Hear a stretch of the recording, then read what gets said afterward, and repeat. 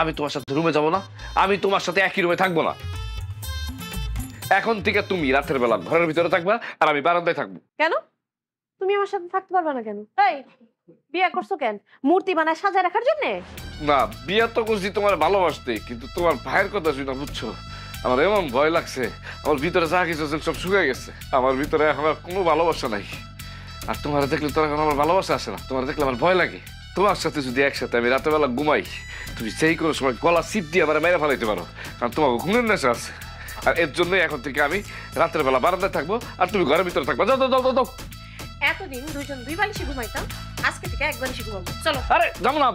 আরে আরে আরে শুনে তো বাবা, চলো। আল্লাহু আকবার, আল্লাহু আকবার।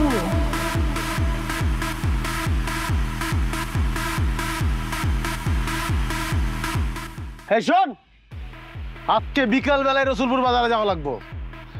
ওই সারা দোকানদার আফতাব 2 মাসের চান্দা দেয় না আমারে।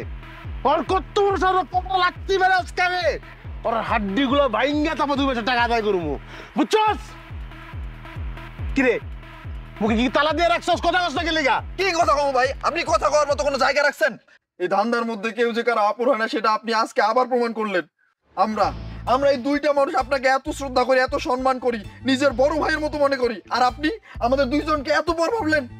এই কি করতেছিস এসব? হ্যাঁ, তোরা যেরকম আমার বড় ভাইয়ের মতো সম্মান করস, আমি তো তোর ছোট ভাইয়ের মতো আদর করি। এই কি করি না তো করে? থাক, আর মিথ্যা কথা কইেন না।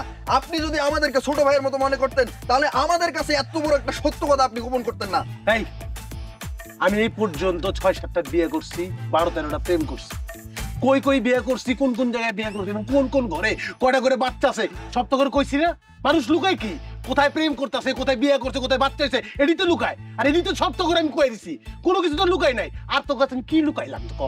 এখন কি কলজাটা কাইটটা পেটটা কাইটটা সব বাই করে দেখাই দিতাম যে আমার ভিতরে কি আছে? আপনি বলছেন আপনি এক মায়ের এক ছেলে। এই দুনিয়াতে আপনার আপন বলতে বাপ মা ভাই বোন কেউ নাই, সব থেকে আপন হচ্ছে আমরা দুইজন। আর আমরা কি শুনলাম? আমরা শুনতে পারছি যে আপনার নাকি আরেকটা বোন আছে। কি? আমার বোন আছে? কোথায়? কিভাবে? কই থেকে আইলো? পাশের গ্রাম রসুলপুরে, আমাকে পাশের গ্রামে শান্তর বউ পারুল নাকি আপনার আপন বোন। কি? পাশের গ্রামে শান্তর বউ আমার ছোট বোন? হ্যাঁ মুন্না ভাই, ওই শান্তর বউ পারুল নাকি এলাকার সবাইরে কয়ে বেড়াইতেছে ওই নাকি আপনার আপন বোন।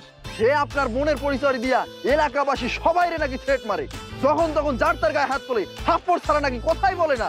এমনকি গ্রামে দোকান পাটে গিয়া জিনিসপত্র নিয়ে আসে, কিন্তু একটা টাকা দেয় না, বলে আমি মুন্নার বোন, আমি কেন টাকা দেবো? ভাই গ্রামবাসী তার অত্যাচারে অতিষ্ঠ।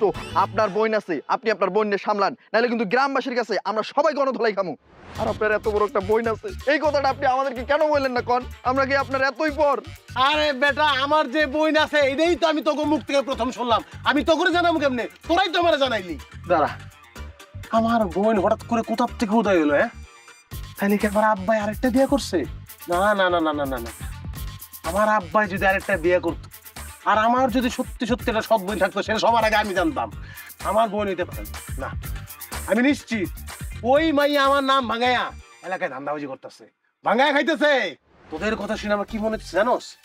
ওই মাইয়া বিশাল বড় এক চাপাবাজ, আর চাপাবাজি করে বলতেছে আমি ওর ভাই। এই জন্য তো কই রসুলপুরে আমার ধান্দা বন্ধ হয়ে গেছে কিনলি, আমি চান্দা উড়াতে পারি না কিনলি গা। তার মনে বোঝা গেছে এই সব কিছুর পিছনে দায়ী ওই আমার নকল বইন। ওরে ওই রসুলপুর এলাকায় রাহা দেব না, ওই মায়ারে আমি লাথি মেরে গেলাম সারা করবো। এই তোরা জানোস মায়ের বাড়ি কোথায়? হ্যাঁ ভাই।